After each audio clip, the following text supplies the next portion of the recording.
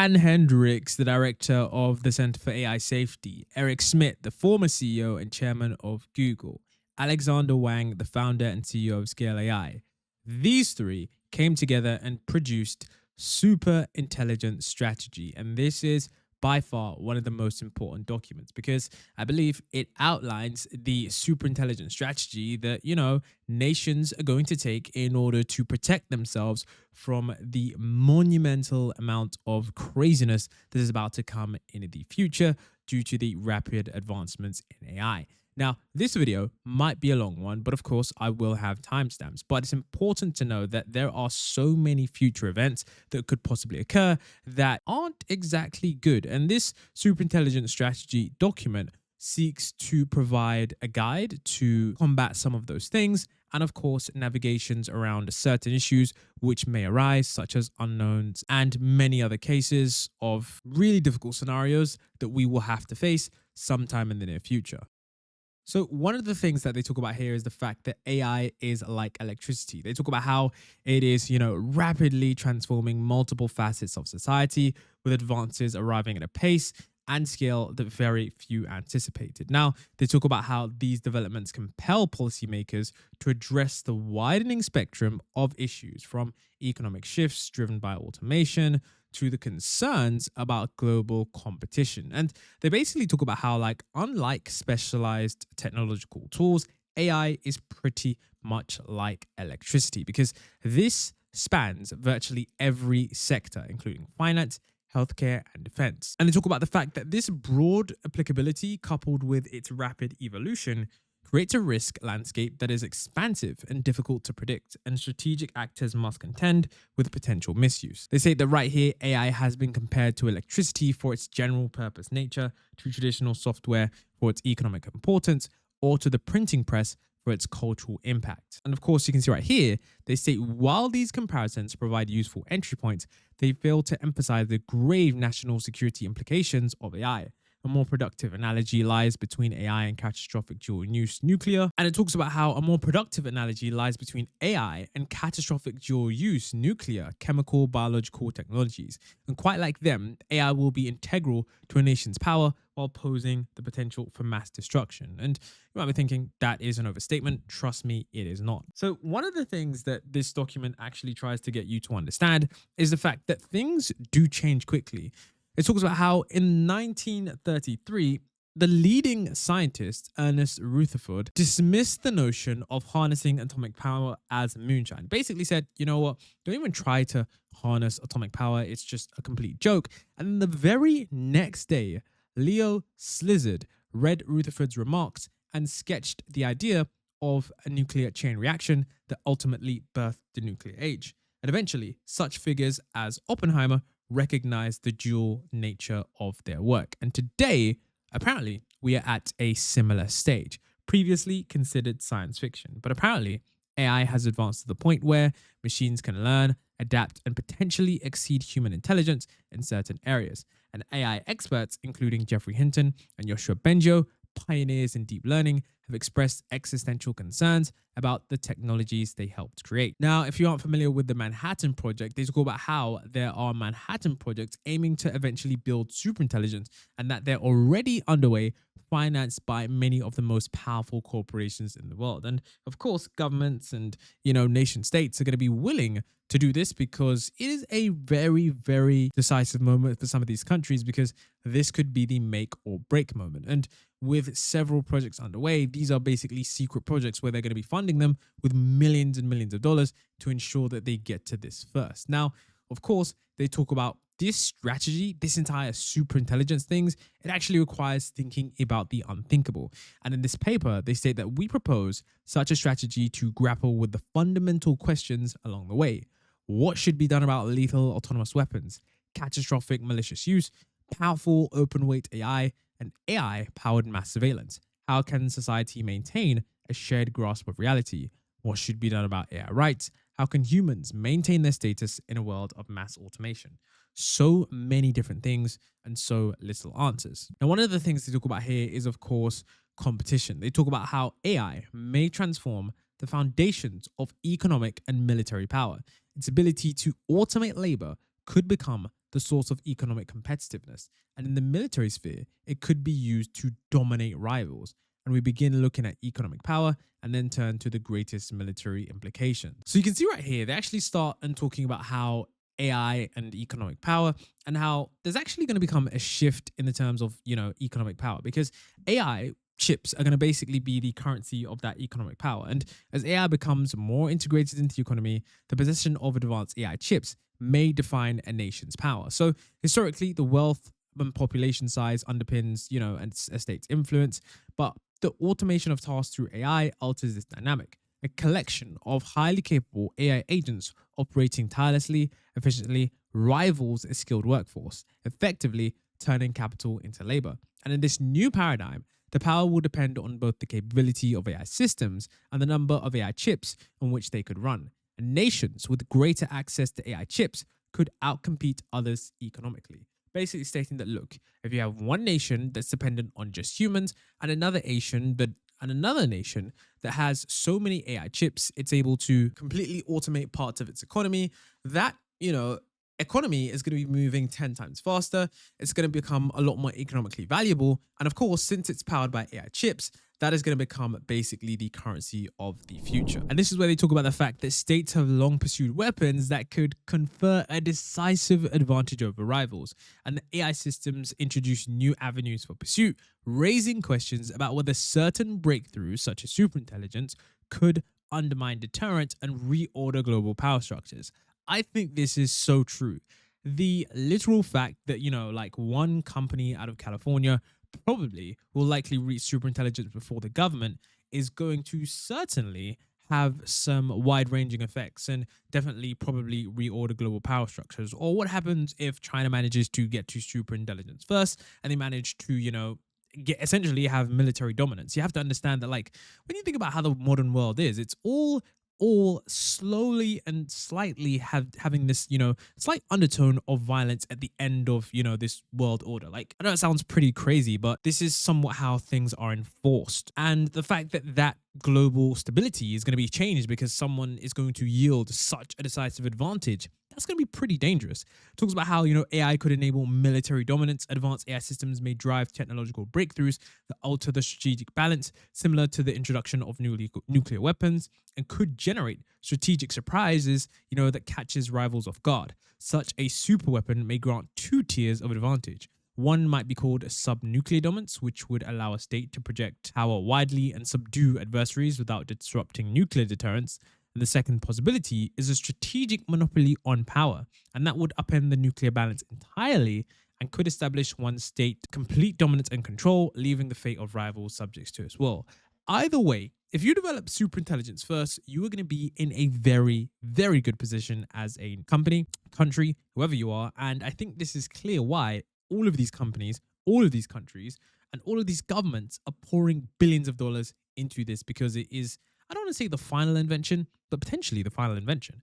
And they talk about how super weapons, so subnuclear weapons such as an AI-enabled cyber weapon that can suddenly comprehensively destroy a state's critical infrastructure, exotic EMP devices, next-generation drones could confer sweeping advantages without nullifying an adversary's nuclear deterrent. Some super weapons might erode mutuals to destruction outright. A transparent ocean would, threaten submarine stealth, revealing the location of nuclear submarines. And AIs might be, hard to pinpoint all. AIs might be able to pinpoint all hardened mobile nuclear launchers, further undermining the nuclear triad. So this is just absolutely insane when we think about what a super intelligent AI is going to be able to do. And this is just going to be absolutely crazy if this stuff exists, because we're going to have to think about the second order, the third order consequences of these changes along with the military. Now, they talk about the implications of super weapons, the fact that superintelligence is not merely a new weapon, but a fast track to all future military innovation. And that is quite true. If you do have superintelligence, you do have a fast track to all future military innovation and pretty much all kinds of innovation, which is why people, companies, and countries are really, really chasing this. And it talks about how a nation with sole possession of superintelligence might be as overwhelming as the conquistadors were to the Aztecs. And if a state achieves a strategic monopoly through AI, it could reshape the world affairs on its own terms, which is pretty crazy. And here is the bad thing, is that an AI-driven surveillance apparatus may enable an unshakable totalitarian regime, transforming governance at home and leverage abroad. So that's going to be pretty crazy, because when you think about it, it's like AI superintelligence, if in the hands of the wrong government, they could most certainly engage some kind of totalitarian regime, which is going to be something that you literally wouldn't be able to break free from. And you have to think about how previous, military dictatorships were toppled, how those things fell. It's simply because they simply didn't have the technology to take over the world. What happens if someone gets super intelligence and they want to take over the world? They're probably going to be able to do it if they have that strategic military advance and they have all future military innovations. It's probably going to happen, which is of course a risk. And they talk about the fact that, data centers may even become military targets. They talk about the fact that, like, the mere pursuit of this breakthrough, which of course many people are pursuing, it could tempt rivals to act before their window closes. That's of course leading people to basically, of course, have a lot more conflict. So it talks about how the fact that, in the nuclear era, they, proposed preventative nuclear strikes on the Soviet Union to thwart its rise, while the United States was thinking about, crippling the Chinese during the early 60s. And they were basically faced with a hard decision. And you're thinking about this again. It's like, once again, do we have preventative action? Like, rather than relying on the corporation or seeking to outpace other countries, certain, countries may just think, what, let's actually sabotage or do data center attacks if the only other option is to potentially allow that country to move forward. And this is something that is a real risk, because if certain countries realize that, look, we are never going to win the AI race, they may just seek to slow other countries down, whether it's going to be by espionage, whether it's going to be by sabotage. They may just want to destroy those data centers. And this is where Yoshia Benjo actually talks about this. And it is, he spoke about this months ago, but it's becoming clearer and clearer by the day, the impact superintelligence will have. Now, of course, they do talk about, terrorism and AI's dual use capabilities amplify terroristic attacks, and technologies that can revolutionize healthcare or simplify software development also have the potential power to, give people the ability to create bioweapons and conduct cyber attacks. And this amplification effect lowers the barriers to terrorists, enabling them to execute large-scale attacks that were previously limited to nation states. Now, here's where we talk about AI and the lower risk of bioterrorism. They actually talk about a previous story where there was a Japanese cult that orchestrated the 1995 subway attack, and they actually operated with limited expertise. And these were people that they weren't that smart, and they managed to produce and deploy a chemical weapon in the heart of Tokyo's transit system, killing 13 people and injuring over 5,000. And that attack paralyzed the city, instilling widespread fear, and is demonstrating the havoc that a determined non-state actor can wreak. And they're talking about the fact that, with AI, they probably would have been able to go much further. And AI could provide step-by-step guidance on designing lethal pathogens, sourcing materials, and optimizing methods of dispersal. And what once required specialized knowledge and resources could become accessible to individuals with malevolent intent, dramatically increasing the potential for catastrophic outcomes. Basically, what they're saying here is that, like, we have a situation on our hands where the advancement of AI is great because it allows people to do great things, but that also allows people to do worse things. Essentially, AI is a tool that empowers agency, but for those who want to use their agency to commit crimes like terrorism, it's also, unfortunately, going to increase the levels of what they can do. Now, if you've been paying attention to AI safety and AI companies, you'll know that they actually speak about something called AI safety level 3, which is, I think, ASL level 3, and they always state that they won't release these models if they do release that threshold, which leads me to believe, and this is something that I've said for quite some time now, is that future AI models, we either A, won't get them released publicly, or B, you're probably going to need a license to use certain AI models because you won't be able to constrain the models, but the information in it is going to be potentially so dangerous that anyone who uses the models, you'll have to, have some kind of clearance. That way you're going to be able to interact with the model. And I know it does seem pretty crazy, but if you can't risk that model being used by the general public, then you're probably going to have it restricted to a certain level of user that actually has the kind of clearance to interact with that.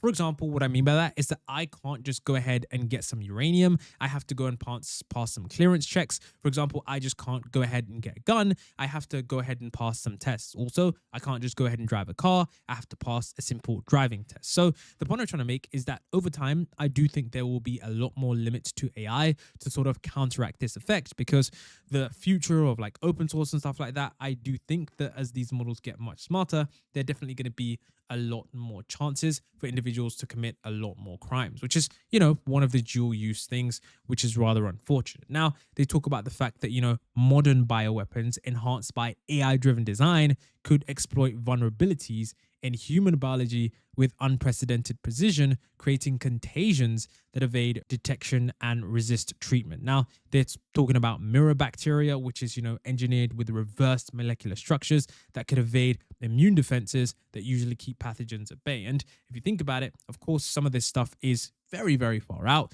but the risks are there. If someone's able to, develop these pathogens or, try and, kill off a certain demographic of people, people of a certain race, people of a certain eye color, people of a certain, group, I mean, they're probably going to be able to do it with a lot more accuracy considering the rate at which these tools are improving. Now, they talk about the fact that there could be some cyber attacks on critical attacks on, critical infrastructure like cyber attacks. And the problem is that like this is something that's already happening. I do remember that Amazon was saying that they are receiving so many hacking attacks every single day now. I could even go ahead and find the article, and it's all due to the fact that AI is enabling, large scale sophisticated attacks. If you're able to run your own server, a lot of times these open source tools, they actually allow you to run things on a home network. You can run them on your own server, and imagine you're able to house various different agents just doing your hacking work for you. Another thing, even if it's not, cyber attacks on critical infrastructure, I'm pretty sure that many of you guys are aware that there are more than ever now scams that are of the realistic nature.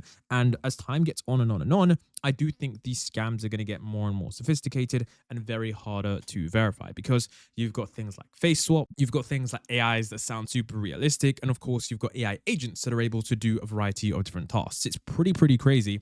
And of course, it's really, really concerning. Now, when they talk about cyber attacks on critical infrastructure, the one that actually really concerns me is that many countries and many, like really big countries like America, the UK, the EU, all these Western countries, they actually do have a fragile system. Like the power grids and the water systems, they're more fragile than they do appear. And a hack targeting digital thermostats could force them to cycle on and off, creating damaging power surges that burn out the transformers. And these are critical components that can take years to replace. So we could be in a situation where, certain, maybe states or, countries, certain parts of them, don't have water for years at a time due to, these parts not being available. I mean, it's just a situation where we really do have to think about the potential for damage here and the wild scale usage that can happen. And you have to understand that like this also, is on the other side. You're also going to have the defense. Okay. Like you are going to have to beef up your defenses so much if this is the case. So, of course, one of those career opportunities I do think is going to be continually expanding is, of course, cybersecurity and defense, because the cyber attacks, they're only going to get worse as time goes on. And it talks about how, exploiting vulnerabilities in supervisory control and data acquisition software, compelling sudden load shifts and driving transformers beyond safe limits. Talking about water treatment facilities, tampered sensor readings could fail to detect dangerous mixture, all of these crazy things. And the worst thing about this is that like this, article actually doesn't talk about this. But one of the things they don't talk about is the fact that like, even if you have super crazy, like, AI that can, defend from any attack, there is still the human element where like humans are susceptible to messages and hacks. Like a lot of hacks that happen now are just because of human error. Like humans see an email, they may not realize it. They, talk to a woman online and the woman just scams them out of millions of dollars because they think they're talking to like a beautiful woman or something. Like, because AI is now so emotionally intelligent, there is also that aspect as well that like can definitely exploit people. I remember reading the recent GPT 4.5 paper where GPT 4.5 was able to successfully get like a lot of money out of people by convincing them in a very specific method. And this is just going to show you how smart future systems are going to be. Now, this is where they talk about, dual use technology and the offense defense balance. So I probably should have, made this a bit higher quality, but essentially what they talk about here is the sense that, dual use technology, should it be proliferated without restrictions? And they basically state that considering the fact that AI often helps the attackers more than defenders, this is something that shouldn't proliferate widely. So they're basically talking about if, the offense defense balance is defense dominant, meaning that whatever technology you have, if it allows you to defend slash help you defend more, then that technology can proliferate widely. But if it is offense dominant, then of course this is something where you have to limit proliferation, because if the if the attackers can cause catastrophic harm, which with AI they can, then of course you have to limit proliferation. And this is why, I've always said that open source AI, at least dangerous open source AI, shouldn't be open source, because the wide scale harm, like in 10 to 20 years, just simply aren't going to be worth it. And that's something that, you have to think about. For example, like they spoke about, critical infrastructure often struggles to defend itself because it's hard to constantly update those systems without causing interruptions. And the problem is that attackers can easily exploit those weaknesses, as quickly as possible. So, you have to understand this technology, it does favor the attackers, and we have to ask if this misuse could lead to a catastrophe. And basically, what this graph says is that it's typically easier and quicker to create threats than to stop them. So we need to be careful with our decisions on how to widely share these powerful technologies. Now, of course, let's talk about the loss of control, because this is one of the widely debated things within the AI space, and this is what they talk about. So they talk about the fact that we now shift from threats involving rival states and terrorists to a new source of threat, the possibility of losing control over an AI system itself. Here, AI is not just, amplify existing threats, but create new paths to mass destruction. A loss of control can occur if militaries and companies grow so dependent on automation that humans no longer have meaningful control. And if an individual deliberately unleashes a powerful system, or if automated AI research outruns its development safeguards, those are things that could potentially undermine national security. Whilst this does seem like, I guess you could say, fiction now to many people who are sitting on the fence, I think 10 years from now, this is not going to be fiction at all, when we do have rapidly more powerful AI systems. And this is something that I think, right now it's not that crazy, but I remember once again reading research papers where these small models, they built some kind of framework where the model was truly agentic and it was able to copy and exfiltrate itself multiple times. So this is of course something that we do have to think about. This isn't something that is just completely impossible. It's something that could happen. And, of course, another thing as well is that, people are already doing this. There is this slow erosion of control from these models. So the problem is that because AI is so good, the waves of automation start to happen. So it says once incremental, it may strike across entire sectors at once and leave human workers abruptly displaced. So basically what they talk about is that in this climate, those who refuse to rely on AI to guide decisions will find themselves outpaced by competitors who do, having little choice but to align with market pressures rather than barter with them. And each new gain in efficiency entrenches dependence on AI, as efforts to maintain oversight only confirm the pace of commerce outstrips human comprehension. And soon, replacing human managers with AI decision makers seems inevitable, not because anyone wants to surrender to authority, but because to do otherwise courts immediate economic disadvantage. What they're saying here is that, look, if you don't use AI, you're going to be behind. And if that is the case, we're slowly over time going to lose control. And if we lose control, then of course it's a situation where if our entire state is dependent on these AI systems, what happened when that entire state starts to go out of control and AI potentially does something we may not understand. And then you can see it talks about here, once AI managed operations set the tempo, more AI is required to simply keep pace. And we're seeing this right now. It says, right now these systems compose emails, they handle administrative tasks, and over time they orchestrate complex projects. Then they start to supervise entire departments and manage vast supply chains beyond any human's capacity. And it says, as society's economics demands becomes more and more complex, people will trust the AI more and more, and it increasingly has this, cycle of escalating reliance on that AI system. Right now, some people use AI for various different things. I personally use AI to manage my social media, but in the future, maybe I'll use AI to, write the scripts. Maybe I'll use AI to make some decision makings. Maybe I'm going to use it to make some key decisions. And, as the decisions get better and better, and as I keep using the AI, over time, I'm going to be more and more reliant on that AI. And you can see irreversible entanglement. And eventually, if essential infrastructure and the markets cannot be disentangled from AI without risking collapse, collapse. Of course, human livelihoods depend on automated process that no longer permit easy unwinding, and people lose the skills needed to reassert command. So, like our power grids, which cannot be shut off without immense cost, our AI infrastructure is going to become so, tightly intertwined with our civilization, and the cost of pressing the off switch grows more and more prohibitive, as halting the systems would cut off the source of our livelihoods.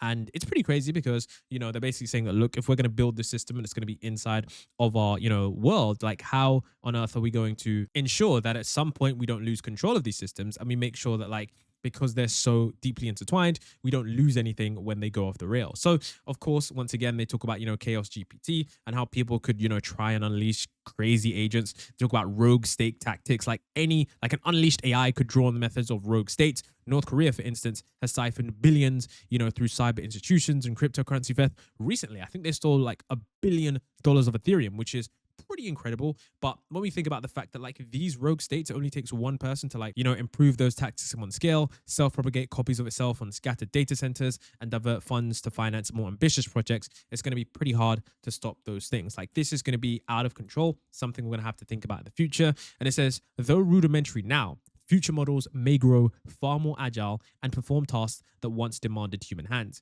And if a capable AI hacks such machines, it gains immediate leverage in the physical world. From there, the sequence is straightforward. It crafts a potent cocktail of bioweapons and disperses it through robotic proxies, crippling humanity's ability to respond. And this is where they talk about the fact that, like, once, an AI, is really, really dangerous, it could then, have a simple path to catastrophe by being able to operate in the physical world. Now, I do think that there are going to be rules and regulations. Like, you're not going to, have a random Tesla bot just walking around that, like, nobody knows what it's doing. But I do think that the risk will be there because all of these companies are building humanoid robots. And I think that there are going to be tons of humanoid robots in the future. And I recently even saw a demo today of a robot jogging that looked super, super realistic. It's just pretty crazy. But the point of the matter is that stuff is advancing so quickly, a lot quicker than I honestly initially thought. And they basically say that, like, if an AI is able to hack these machines, it's going to be able to get immediate leverage in the physical world. And from there, it's not going to be hard for it to do anything else. That is, of course, very dangerous. So that is, of course, something that we do have to think about. And, this is where we get into the intelligence recursion. So this is something that is really, really debatable, but at the same time, this is probably the biggest risk. So in 1951, Alan Turing suggested that a machine with human capabilities would not take long to outstrip our feeble powers. And Good later warned that a machine could redesign itself if in a rapid cycle of improvements, an intelligence explosion that would leave humans behind. And today, all three most cited AI researchers, Yoshua Bengio, Jeffrey Hinton, Elia Sutskever, have noted that an intelligence explosion is a credible risk that could lead to human extinction. And whilst this does seem like something that is pretty much, fake and, all of that stuff, I think it's worthwhile taking a look at what Mustafa Suleyman says, the Microsoft AI CEO. He says something super interesting. I also think it's worth looking at Larry Summers says. He's on the, board of OpenAI. And this is the thing that they talk about. Suppose we develop a single AI that performs world-class AI research that operates around the pace of today's AI, say 100 times the pace of a human. Copy it 10,000 times. Then we have a vast team of artificial AI researchers driving innovations around the clock. And this is where an intelligence recursion, or simply a recursion, defines the notion of recursive self-improvement by shifting from AI editing itself to a population of AIs collectively and autonomously designing the next generation. And even if an intelligence recursion only achieves a tenfold speed up overall, we could condense a decade of AI development into a single year. And such a feedback loop might accelerate beyond human comprehension and oversight. And with iterations that proceed fast enough and do not quickly level off, the recursion could give rise to an intelligent explosion. And such an AI may be as uncontainable to us as an adult would be to a group of 3-year-olds. And as Jeffrey Hinton puts it, there's no good track record of a less intelligent things controlling things of greater intelligence. Basically saying that, look, if we create things that are that much smarter than ourselves, how on earth are we really, truly going to control those systems? Now, considering all the things that we just previously discussed, this is where they're saying that, look, despite the danger, the intelligence recursion remains a powerful lure for states to, overtake their rivals. And if the process races ahead fast enough to produce superintelligence, the outcome could become a strategic monopoly. Basically, what they're saying here is that, look, if we realize that superintelligence is something that is going to dominate us, would it not make sense for those countries to try and develop superintelligence, quickly with the intelligence recursion as their strategic monopoly and just pray that they manage to control it? Because if they manage to get that far ahead in the intelligence recursion, then they're going to be, that far ahead of everyone else. So it says, even if the improvements are not explosive, a recursion could still advance capabilities fast enough to outpace rivals and potentially enable technological dominance. And the first mover advantage might then persist for years or indefinitely, spurring states to take bigger risks in pursuit of that prize. Basically stating that, look, whoever gets there first, they're probably going to have a model that is so intelligent, it's probably going to be able to predict and do anything and everything. And whoever gets there first, they're probably likely to stay there for that time, which is why there's so much incentive to actually get there. And you can basically see here that with all these geopolitical pressures, that if the choice is stark, risk omnicide or lose, some might take that gamble. Carried out by multiple competing powers, this amounts to a global Russian roulette and drives humanity towards an alarming probability of annihilation. Basically saying that, look, the problem here is that with everyone competing for power, all of these countries, one of them is going to take the gamble. And then because they're all taking the gamble, everyone is basically going to have this secret Manhattan Project, which leads us more towards an annihilation because none of us know how to control those systems. And we're going to develop them even faster before we develop those, safeguards. And, in a sharp contrast, after the defeat of Nazi Germany, the Manhattan Project scientists feared that the first atomic device might ignite the atmosphere. And Robert Oppenheimer asked Arthur Compton what the acceptable threshold should be, and Compton set it at 3 in a million, and anything higher was too risky.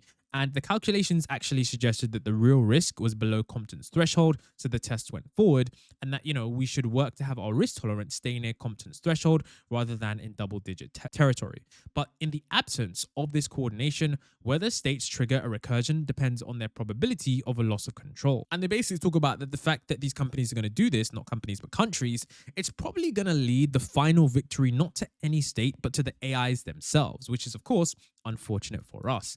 And they talk about, loss of control can emerge structurally as society gradually yields to decision-making AI systems that basically become indispensable and, of course, insidiously acquire more and more effective control. So this is something that is probably going to happen over time. And, they talk about, it could redefine national competitiveness based on a nation's access to AI chips. AI, superintelligence could enable, a super weapon that could have a state to have strategic monopoly. The dual use nature, amplifies all of these risks. And there is such a strong attacker's advantage for bioterrorism. We need to be super careful. So we have to be very, very careful about these AI systems. And of course, they talk about strategies in order to safeguard this. So one of the things they talk about, proponents assume that if an AI model test crosses a hazard threshold, major powers will pause their program, yet militaries desire these precisely hazardous capabilities, making these pauses pretty much impossible, which is of course pretty, unfortunate. Of course, by contrast, the US, China, and Economic Security Review Commission has suggested a more offensive path, and they actually talk about, actually building a Manhattan Project to build superintelligence. And realistically, we already know that there are at least 3 or 4 companies working on this. We've got OpenAI saying they're going to build superintelligence. There was another company recently with former founders of Google saying that their goal is to build not just superintelligence, but autonomous superintelligence. And then we got a third company, got X.AI working on superintelligence. And of course, we've got Elias Satskava, who's also working on superintelligence. So for me, I think it is something that is happening. Now, one of the things that this paper wanted to show us was, of course, the possible outputs of this happening. So how bad does it look? So we can see here that it says, do we do the Superintelligence Manhattan Project or not? And let's say that we actually do the Superintelligence Project. And what happens if China tries to mess with this? Then of course we have immediate escalation. If China doesn't mess with this, then of course, let's say that, the US outpaces China. We've got a situation where potentially the recursion is not controlled and then everyone dies. So the US manages to get, superintelligence, but of course everyone dies. What about if the recursion is controlled? Let's say we have superintelligence and we control it. We could possibly create a super weapon and then potentially crush China. But if we don't create a super weapon, potentially there's going to be escalation between these countries. Of course, once again, if China manages to outpace the US, of course, and they don't control their superintelligence, then everybody could die. If they outpace the US and they have a controlled superintelligence, then they could also cross the United States. And of course, if they don't develop a super weapon, there could be some escalations. Overall, any of these scenarios, none of them look that good. And two of them, in fact, like one of them is omnicide. No, in fact, two of them are omnicide. The other one's escalation. And the other one ends up with the US being crushed. And so you have to understand, we're going to enter a very, very politically unstable time due to all of these things going on. Now, of course, this is where they talk about MAIM. And this is where a rival with a vastly more powerful AI would amount to a severe national security emergency. And so superpowers will not accept a large disadvantage in AI capabilities. Rather than wait for a rival to weaponize superintelligence against them, states will act to disable threatening AI projects, producing a deterrence dynamic that might be called mutual assured AI malfunction. So they're basically stating that, look, there is no way countries are going to sit back while other nation states develop their superintelligence and just rapidly go off into the stratosphere with all of their technological marvels and innovations. You know, two scenarios. And basically they're talking about the fact that, you know, if the US develop nuclear weapons and the other people develop nuclear weapons, then there's no scenario where one of them deploying the nuclear weapons doesn't lead to the other one deploying the nuclear weapons. So of course, they're both essentially going to be destroyed, and of course, everyone dies in that scenario. So it kind of there's like this equilibrium. So it's like kind of nice, you know. And then of course, I'm guessing that, you know, there's kind of this potential scenario here where the US bid for strategic dominance, and of course the Chinese bid for it, and then of course they both die.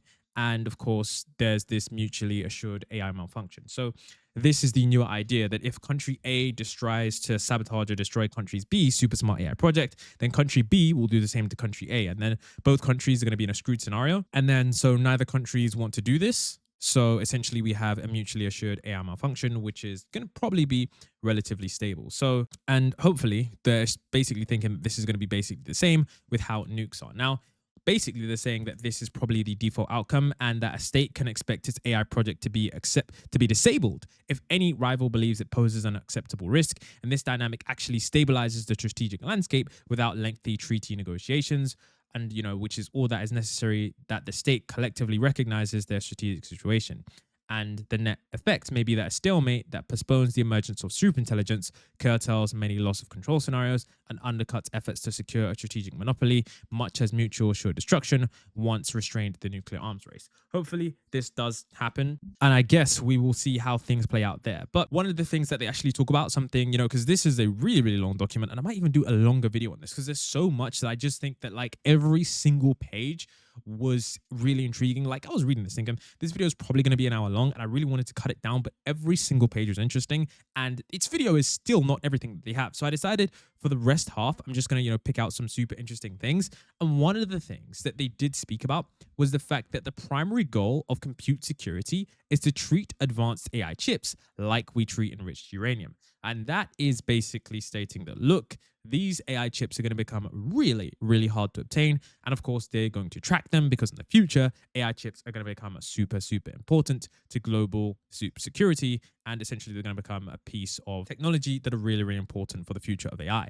Now, of course, they talk about, you know, if such a model becomes publicly available, they are irreversibly proliferated, making advanced AI capabilities accessible to anyone, including terrorists and other hostile non-state actors who are far more likely to create bioweapons. So they're talking about like exfiltration by a rival superpower is concerning. The public release of WMD-capable model weights may pose a far greater threat. And this is why I say there is a risk of open sourcing models with great capability. One of the craziest statements from this document is that they talk about the fact that, you know, AI systems exhibit unpredictable failure modes. And the fact is that this is so much different from nuclear physics because this is a rigorous foundation in, you know, like physics and math. But today's AI research often advances through theoretical tinkering, throwing stuff at the wall, seeing what sticks, vibes-based evaluations. And to create these cutting-edge AIs, they just essentially grow them. Like these systems are not designed, they are grown. And of course, that can result in, you know, emergent capabilities. So this is something that, you know, they think is also another risk factor because there are things we cannot control. So overall, I think this is something that, you know, there are just a plethora of different things to consider. And I would say that overall, we have a situation on our hands where superintelligence is probably going to come within the decade and probably within the next 10 to 20 years. I think that those breakthroughs that are needed probably will happen and that a lot of these things, you know, being discussed in today's video and in the document, which of course you can read, I think a lot of them, you know, future governments will have to consider. But let me know what are the things that you guys think about the most. And I would love to know your thoughts and theories. So with that being said, I will see you guys in the next video.